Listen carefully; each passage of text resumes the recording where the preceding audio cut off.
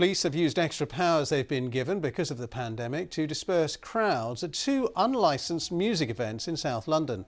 Dispersal zones were put in place in Clapham Common and Tooting Bec Common to clear gatherings, causing significant disruptions last night. Police in South London were forced to break up two music events last night on the fourth night of illegal large gatherings in the capital. Officers had to implement a dispersal zone in Clapham Common after hundreds of people caused significant disruption there.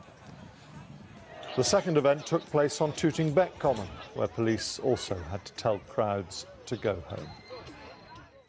This morning, some local residents in Clapham told ITV News they're not surprised. We've eased measures quite quickly, it seems, so I don't think there's any surprise that people are all of a sudden, having like parties outside. It's incredibly confusing, so you can't be like sending two messages and expecting a certain response when there's so much margin for error. There'll be probably a second wave and some people who died as a result. Elsewhere, a man has been arrested after two men were stabbed in Hackney. Officers were called to the incident near Clapham Common just before midnight last night. Both victims were taken to hospital with non-life-threatening injuries.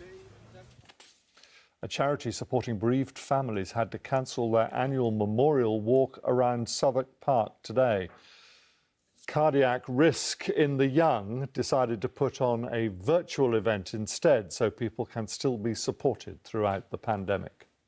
We want people to be able to share that message, that this has happened, this was their friend, they missed them, and this is what they want to do in their memory. And that's also a phenomenal way of not only raising awareness, which is so important, but also raising funds for the charity, which is equally as important.